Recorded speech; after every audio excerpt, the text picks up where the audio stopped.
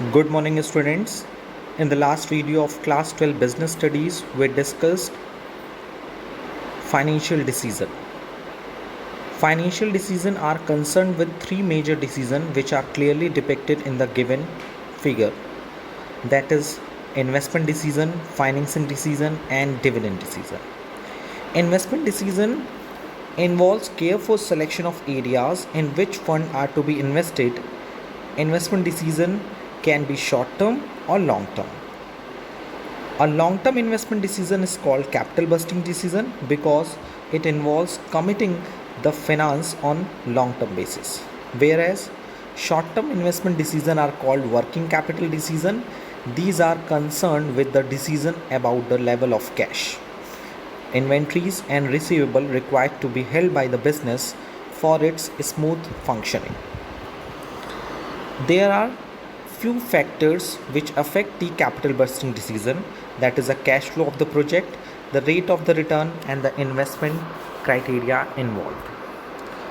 In the second decision of financial decision, that is the financing decision, the financing decision relates to the relative proportion of various sources of finance. The main source of funds for a business are shareholder funds and borrowed fund. So, with the help of financing decision, we decide the proportion of the fund to be raised from source which serve the purpose most effectively. So, financing decision is concerned with how much finance is to be raised from which source. Financing decision affects the following factors, that is cost, risk, flotation cost, cash flow position of the company, fixed operating cost, control consideration, state of capital market, rate of investment, tax rate, flexibility, and regulatory framework. In today's video, we will move to the third and last decision related to the financing decision, that is financial decision, that is dividend decision. The third important decision that every financial management manager has to take relates to the distribution of dividend. This dividend is that portion of profit which is distributed to the shareholder. You know very well, with the help of investment decision हम ये discuss करते हैं कि पैसा हमें कहाँ invest करना है, शॉर्ट टर्म फंड्स में इन्वेस्ट करना है या लॉन्ग टर्म फंड्स में इन्वेस्ट करना है. अगर हम लॉन्ग टर्म में इन्वेस्ट करते हैं तो उसे हमें कैपिटल बस्टिंग डिसीजन कहते हैं, और शॉर्ट टर्म में करते हैं तो उसको डे टू डे एक्टिविटी के लिए इन्वेस्ट करते हैं, that is a working capital decision. Where is a second decision financing decision की अगर हम लोग बात करें तो उसमें हम लोग ये डिसाइड करते हैं कि हमें किस सोर्स से पैसा लेना है और कितना लेना है. Basically they are two sources of the finance, that is a equity fund और borrowed fund.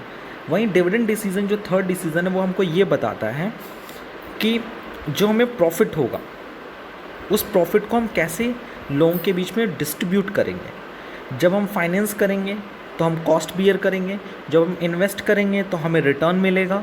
So finance cost से हम जितना ज़्यादा रिटर्न अर्न करेंगे उतनी हमारी प्रॉफिट होगी.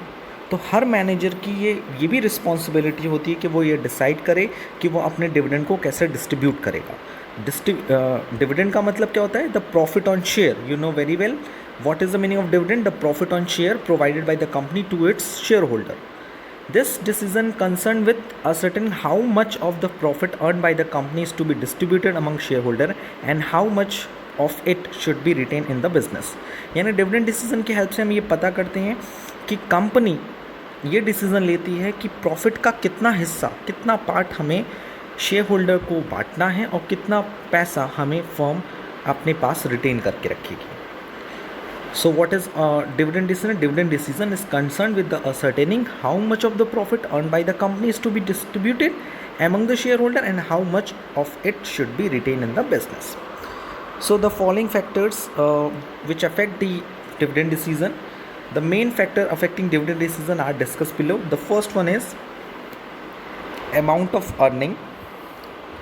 Dividend are paid off a current and past earning. Thus earning is a major determinant of dividend decision. Yes, हम कितना अर्न कर रहे हैं ये डिविडेंड के लिए काफ़ी इंपॉर्टेंट चीज़ होती है. अगर हम प्रॉफिट अर्न नहीं करेंगे तो हम डिविडेंड नहीं प्रोवाइड करेंगे, because dividend is a appropriation, it is not a charge. So dividend हम तभी पे करते हैं जब हमें अर्निंग होती है. लॉस के केस में हम डिविडेंड नहीं पे करते. सो बेसिकली डिविडेंड जो हम पे करते हैं वो करंट और पास्ट अर्निंग के बेसिस पे करते हैं।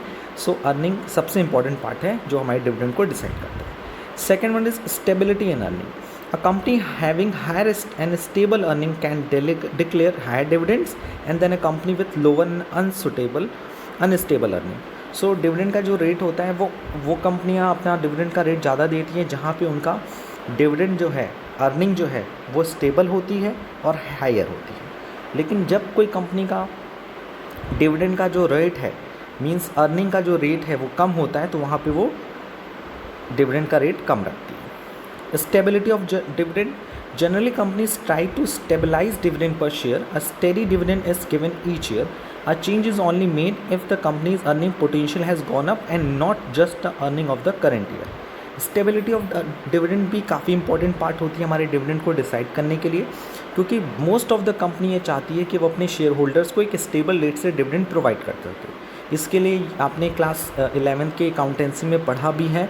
It is a specific type का रिजर्व बनाती है company, that is a dividend equalisation reserve. Why company create a dividend equalisation reserve? To provide a dividend per share at equal rate annually. Yes, आपको याद है, I very good. तो stability of dividend भी एक factor होता है जो हमारे डिविडेंड को डिसाइड करता है कि हमने प्रीवियस ईयर 5% का डिविडेंड दिया, इस साल भी हम 5% तक का ही डिविडेंड प्रोवाइड करेंगे। क्योंकि डिविडेंड में अगर हम अप्स एंड डाउन्स रखते हैं सो कहीं ना कहीं वो कंपनी की हेल्थ के लिए as well as the owners की हेल्थ के लिए सही नहीं होता। क्योंकि अगर हम एक स्टेबल रेट से डिविडेंड प्रोवाइड कर रहे हैं तो हमारे जो शेयर होल्डर हैं वो सेटिस्फाइड रहेंगे, फ्लक्चुएशन नहीं करने। और हमें डिविडेंड का रेट तभी बढ़ाना चाहिए जब हमारा जो रेट है, जो अर्निंग का रेट है वो काफ़ी हाई हो जाए, तब उसको इंक्रीज़ करना चाहिए। क्योंकि यू नो वेरी वेल कि अगर डिविडेंड का रेट स्टेबल है सो हमें एक फ़ायदा होगा कि हम शेयर होल्डर्स को इतना पता है कि कम से कम इतना तो मिलेगा। और जब कंपनी के पास एक्स्ट्रा प्रॉफिट है तो कंपनी उस प्रॉफिट को बचा के इन फ्यूचर में रख सकती है कि कभी मान लीजिए कि हमें लॉस हो गया, suppose company suffers from the loss, तो कंपनी उस लॉस के सिचुएशन में भी अपने शेयर होल्डर्स को एक्स्ट्रा प्रॉफिट की सिचुएशन से जो डिविडेंड इक्वलाइजेशन रिजर्व बनाया गया है उससे डिविडेंड प्रोवाइड कर सकती है। जो next one is a growth opportunity. अब देखिए, growth opportunity is a very important part for the dividend decision because companies having good growth opportunity retain more money out of their earning so as to finance the required investment. Therefore, the dividend declared in the growth companies is smaller than that in the non-growth companies. यानी जो companies already growth कर चुकी हैं उनके dividend का rate high रहता है, but जो कंपनी की ग्रोथ की अपॉर्चुनिटीज़ होती हैं वो ग्रो करना चाहती हैं, यानी अभी वो मार्केट में और सर्वाइव करना चाहती हैं और ऊपर जाना चाहती हैं, तो सिचुएशन में वो अपने प्रॉफिट का ज़्यादातर हिस्सा रिटेन कर लेती हैं, उसे फिर से बिजनेस में इन्वेस्ट कर देती हैं। That is known as plugging back of profit. The next one is cash flow positions. Dividend involves an outflow of cash. Availability of enough cash is necessary for payment or declaration of dividend. Yes, according to Companies Act, you know very well, dividend paid in cash only. In India में अगर हम बात करें तो dividend को हम cash में पे करते हैं। सो कंपनी के पास प्रॉपर इनफ कैश होना चाहिए डिविडेंड पे करने के लिए। तो इसके लिए cash flow position is a very important part two declare a dividend. अगर कंपनी के पास प्रॉपर इनफ कैश अवेलेबल नहीं है तो वो डिविडेंड पे नहीं कर सकती, डिविडेंड इशू नहीं कर सकती। The next one is share holder preference. While declaring dividend, management must keep in the mind the preference of their shareholder. Some shareholders in general desire that at least a certain amount is paid as dividend. The company should consider the preference of such shareholder. Means share holder की भी कुछ preference होती है, कुछ प्रायिकता होती हैं कि जब वो डिविडेंड डिसाइड करती है तो मैनेजमेंट के मन में ये दिमाग में रहता है कि शेयर होल्डर का क्या प्रेफरेंस है, शेयर होल्डर का क्या सोचना है। क्योंकि कुछ शेयर होल्डर का ये जनरल डिज़ायर होती है कि कुछ सर्टेन अमाउंट उन्हें डिविडेंड के रूप में मिले। वो सर्टेन अमाउंट शेयर होल्डर की तरफ से क्या है वो भी जानना बहुत ज़रूरी होता है हमें डिविडेंड डिसीजन लेने के लिए। Next one is a taxation policy. If the tax on dividend is higher, it is better to pay less by way of dividend.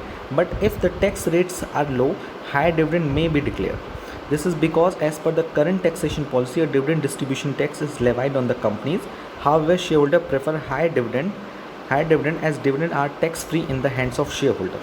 So अगर हम टैक्सेशन की बात करें तो डिविडेंड के लिए टैक्सेशन भी काफ़ी इंपॉर्टेंट पार्ट है कि अगर गवर्नमेंट ने डिविडेंड के डिस्ट्रीब्यूशन पे टैक्स को बढ़ा देता है तो उसके केस में हम लोग कम से कम डिविडेंड पे करते हैं, और जब हमारा टैक्स रेट कम होता है तो हम डिविडेंड के रेट्स को बढ़ा देते हैं।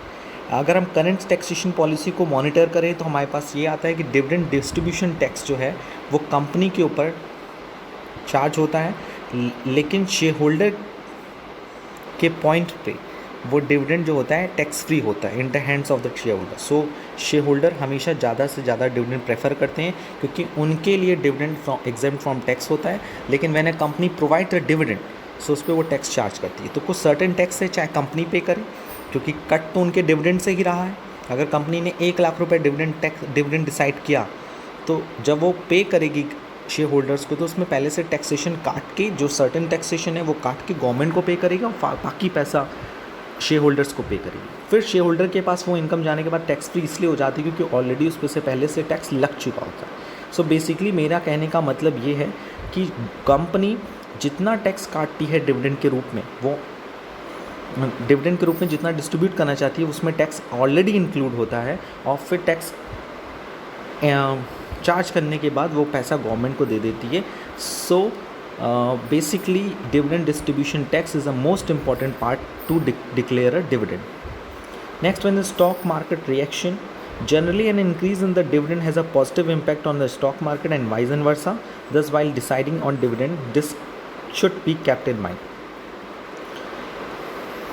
So, जब हम जो कंपनी स्टॉक मार्केट को कंसिडर करती है तो स्टॉक मार्केट को भी फोकस करके हिसाब से ही वो डिविडेंड को डिसाइड करती है, बिकॉज स्टॉक मार्केट का रिएक्शन जो होता है डिविडेंड को लेके काफ़ी पॉजिटिव होता है। यानी अगर कोई कंपनी हाई डिविडेंड डिक्लेयर करती है सो इस केस में स्टॉक मार्केट में एक पॉजिटिव इम्पैक्ट पड़ता है, और अगर डिविडेंड का रेट लो होता है तो स्टॉक मार्केट पे कंपनी का जो रिएक्शन होता है, जो कंपनी के लिए रिएक्शन होता है वो नेगेटिव होता है। क्योंकि यू नो वेरी वेल कि जब कोई company high rate of dividend declare करती है मार्केट में तो सिचुएशन में कंपनी के शेयर की प्राइस इंक्रीज़ होती है, डिमांड बढ़ती है, दैट्स वाई इंक्रीज़ होती है। सो स्टॉक मार्केट का रिएक्शन भी काफ़ी इंपॉर्टेंट पार्ट होता है कि अगर कंपनी चाहती है कि अपने शेयर्स की प्राइस इंक्रीज़ करना चाहती है, उसका डिमांड बढ़ाना चाहती है, सो उस केस में उसे डिविडेंड का रेट हाई करना पड़ता है। Next one is access to capital market.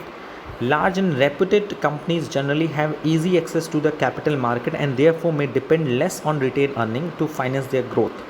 Their companies tend to pay higher dividend than the smaller companies.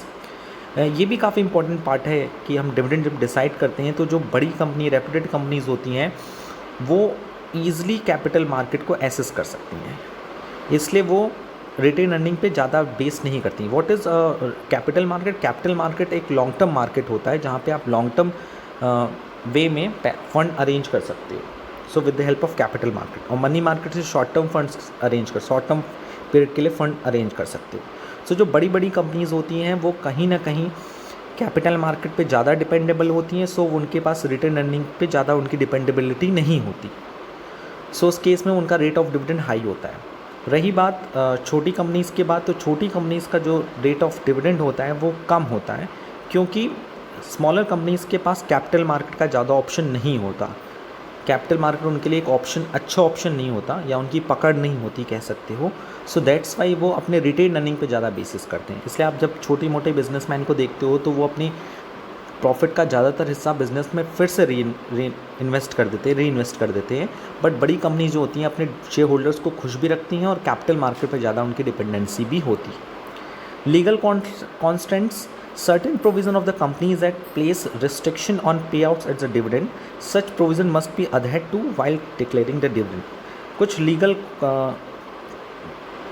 बाधाएं हैं, लीगल कॉन्स्टेंट्स हैं। वो क्या है कि कंपनीज एक्ट में कुछ सारे प्रोविज़न्स हैं कि जहाँ पर कंपनी इससे ज़्यादा का पे आउट नहीं कर सकती। पे आउट का मतलब है कि अगर कंपनी 100 रुपये प्रॉफिट अर्न करती है तो वो ज़्यादा से ज़्यादा 50% ही एज अ डिविडेंड बांट सकती है, तो 50% वो पैसा नहीं बांट सकती। सो पे आउट रेशियो का मतलब होता है dividend distributed from the earning profit. So pay out ratio का भी कहीं ना कहीं रिस्ट्रिक्शंस होती है जो कहीं ना कहीं हमारे डिविडेंड डिस्ट्रीब्यूशंस को या डिविडेंड डिसीजन को कहीं ना कहीं इफेक्ट करती है। The next one is a contractual concentrate. ये भी इफेक्ट करता है। While granting loans to a company, sometimes a lender may impose certain restriction on the payment of dividend in future. The companies are required to ensure that the dividend payout does not violate the terms of the loan agreement in this regard. So जब कभी ना कभी हम कोई contract करते हैं, contract करने का मतलब हमारे शेयर होल्डर्स से हो चाहे हमारे इन्वेस्टर्स से हो, हमारा कुछ कॉन्ट्रैक्ट होता है उनसे कि हम इतना रेट ऑफ डिविडेंड उनको प्रोवाइड करेंगे. सो कहीं ना कहीं हमारा जो डिविडेंड डिसीजन होता है वो हमारे कॉन्ट्रैक्चुअल फिगर से भी इफेक्ट करता है कि हमने किसी पार्टी से इन्वेस्टमेंट के लिए एग्रीमेंट किया और उन्होंने हमारे ओनर्स कैपिटल में इन्वेस्ट किया और उसके साथ साथ कुछ रिस्ट्रिक्शंस लगाए गए कि आपको इतना पे आउट करना है, आप उस टर्म को वायलेट नहीं कर सकते. तो कभी कंपनी को अगर रिटेन अर्निंग की आवश्यकता होगी भी तो वो पैसा रिटेन अर्निंग के रूप में नहीं रख सकते क्योंकि उन्हें कम से कम इतना पैसा तो ऐसा डिविडेंड डिस्ट्रीब्यूट करना है.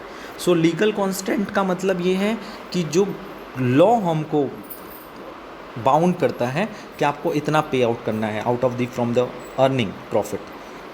बट कॉन्ट्रैक्चुअल कॉन्टेंट्स हमें कॉन्ट्रैक्ट बाउंड करता है कि हमें अपनी अर्निंग प्रॉफिट में से इतना डिविडेंड पे करना है.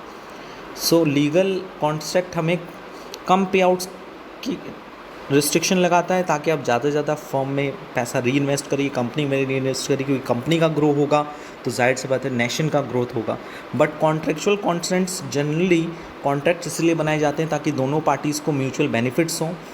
सो कहीं ना कहीं जो पार्टीज़ इन्वेस्ट करती है वो ज़्यादा से ज़्यादा डिविडेंड की डिमांड करती है. सो कहीं ना कहीं कॉन्ट्रैक्ट का जो पार्ट है वो हमारे पे आउट रेशियो को इंक्रीज़ करने की बात करता है. सो हमारे डिविडेंड डिसीजन भी कहीं ना कहीं उस चीज़ों से इफेक्ट होते हैं. सो डिविडेंड डिसीजन का बेसिकली मतलब है कि हमें कितना पैसा प्रॉफिट जितना हमने अर्न किया उसमें से कितना पैसा हमें अपने पास रखना है. अपने पास का मतलब है फर्म में फिर से इन्वेस्ट कर देना है, कंपनी में फिर से लगा देना है, प्लगिंग और बैक ऑफ द प्रॉफिट कर देना है या री इन्वेस्टमेंट कर देना है. बट एंड सेकेंड पार्ट कि कितना पैसा हमें अपने शेयर होल्डर को एज ए डिविडेंड बांट देना है.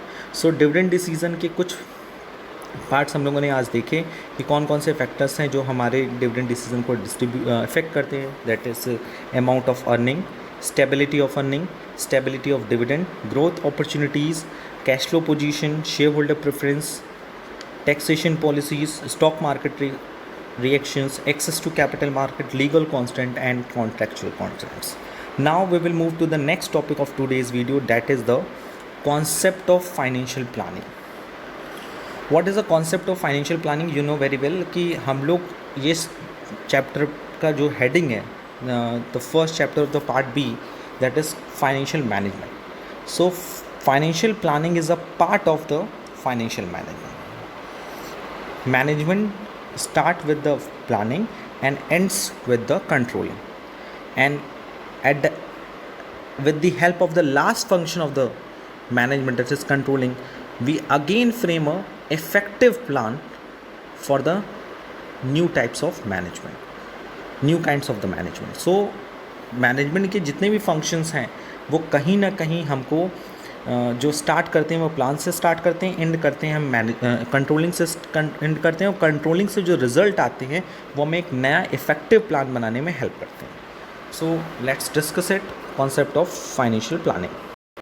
Financial planning means preparation of a financial blueprint of an organizational future operation. In other words, we can say financial planning is a process of estimating the financial requirement of an organization, specifying the source of funds and ensuring that enough funds are available at the right time.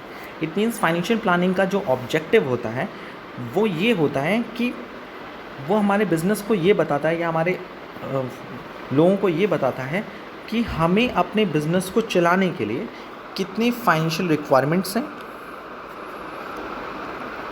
उन financial requirement के sources of funds क्या होंगे, और enough funds right time पे available हो जाने चाहिए, ensure हो जाना चाहिए. It means the financial planning एक तरह से फाइनेंशियल ब्लूप्रिंट है ऑर्गेनाइजेशन के फ्यूचर ऑपरेशन के लिए. यू नो वेरी वेल कि ऑर्गेनाइजेशन को इन द फ्यूचर कई सारे काम करने हैं, तो कंपनी फ्यूचर में काम करने के लिए उसे एक फाइनेंशियल ब्लूप्रिंट बनाना पड़ेगा. So the financial planning means the preparation of the financial blueprint of an organization future operation, and with the help of financial planning we estimate the financial requirement of an organization, specifying the source of fund and ensuring that the enough funds are available at the right time.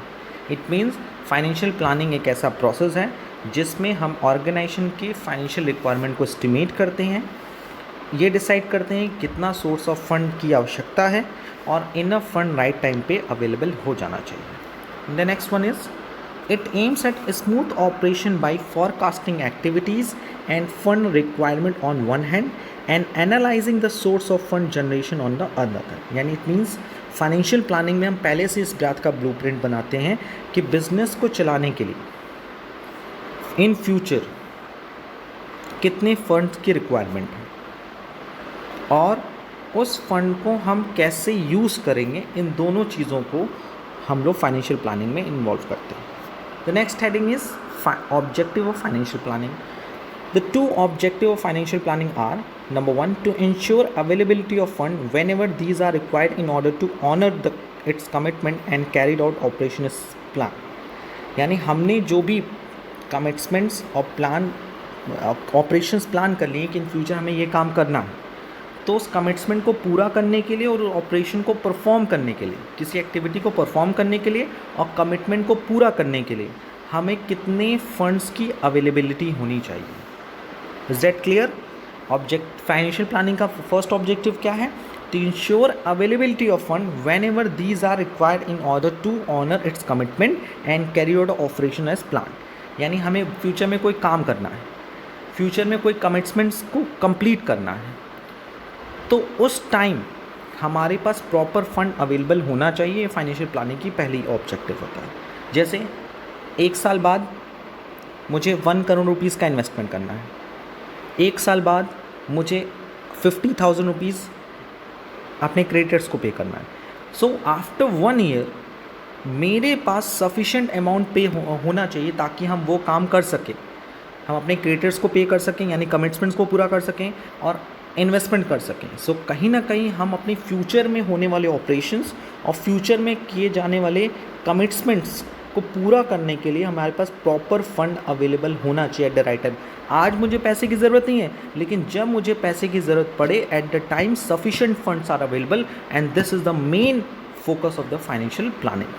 Second one, to see that the firm does not raise resources unnecessarily, as idle funds raise the cost of finance as well as give way of wasteful expenditure and misuse of funds. Financial planning का दूसरा objective क्या है कि firm में वो देखे कि कोई भी ऐसा सोर्स ना हो जो अननेसेसरी रेस किया गया। अननेसेसरी मतलब हमने कोई भी 1 रुपये मार्केट से अगर उठाया हो तो वो वेस्ट नहीं होना चाहिए, यानी आइडल फंड नहीं होना चाहिए। आइडल फंड के बारे में हम लोगों ने लास्ट वीडियो में डिस्कस किया, क्योंकि हम उसका कहीं ना कहीं कॉस्ट ऑफ फाइनेंस बियर कर रहे हैं, चाहे वो रिटेन अर्निंग ही क्यों ना हो, चाहे वो ओन कैपिटल क्यों ना हो, चाहे वो बोरोड कैपिटल क्यों ना हो, कोई पैसा अननेसेसरी रेज ना किया गया हो, क्योंकि ये कहीं ना कहीं हमारे बिजनेस के लिए वेस्टफुल एक्सपेंडिचर होता है और ये हम फंड का एक मिसयूज़ कर रहे हैं। इससे बढ़िया है कि हम पैसे को रेज ही नहीं किए होते। So the two objective of the financial planning, so first of all we summarise this topic. The first one is financial planning. In short word we can say, in the short meaning, preparation of financial blueprint of an organization future operation. Okay, it is a short answer of financial planning. The second one is the definition of the financial planning. It is a process of estimating the financial requirement of an organization, specifying the source of funds and ensuring that enough funds are available at the right time. Next one is objective of the financial planning. The first one is availability of fund, ensure availability of the fund whenever these are required in order to honor its commitment and carry out operation as planned. And number 2, to see that firm does not raise resource unnecessary, as idle fund raise the cost of finance as well as give way for wasteful expenditure and misuse of funds. The time frame for financial plan. Financial plan are made for both long term as short term. So plans जब भी हम बनाते हैं, financial planning करते हैं, so ये long term and short term दोनों को include करके बनाया जाता है। Long term plans they focus on long term growth and investment methods, यानी long term plans जो होते हैं वो long term ग्रोथ और इन्वेस्टमेंट को ध्यान में रख के बनाए जाते हैं और जनरली ये 3 से 5 साल के टाइम फ्रेम के लिए होते हैं। and the short term plans, they are also known as the budget and made for a period of the 1 year or less. So long term plans जो होते हैं वो लॉन्ग टर्म मैटर्स इन्वेस्टमेंट को ध्यान में रख के चलते हैं, जैसे 3 से 5 साल के बीच में, और शॉर्ट टर्म प्लान्स जो होते हैं वो जनरली बजट्स के फॉर्म में होते हैं कि हमें 1 साल के अंदर ये कमिटमेंट्स पूरे करने, ये काम करने। सो कहीं ना कहीं 1 साल के अंदर की बात होती है, वो बजट को डिनोट करते हैं, क्योंकि यू नो वेरी वेल हमारे देश में भी शॉर्ट टर्म प्लान्स बनते हैं। Short term plans you know very well कि जैसे हम लोग हर साल का बजट प्रिपेयर करते हैं ताकि इन फ्यूचर में जो हमें फ्यूचर में एक्टिविटी परफॉर्म करनी है उसके लिए कितने पैसे की ज़रूरत है वो राइट टाइम पे अवेलेबल हो, एज़ वेल एज़ अगर हमें एक सर्टेन टाइम में कमिटमेंट करना है, ऑनर्स कमिटमेंट को ऑनर करना है। कमिटमेंट ऑनर करने का मतलब अपनी बात जो हमने कमिटमेंट की है कि 1 साल बाद हम ये करेंगे, 1 साल बाद हम वो करेंगे, तो उसको पूरा करने के लिए प्रॉपर सफिशिएंट फंड होना चाहिए। सो आई होप कि फाइनेंशियल प्लानिंग से आप इतना क्लियर हो गए होंगे कि financial planning is a part of financial management.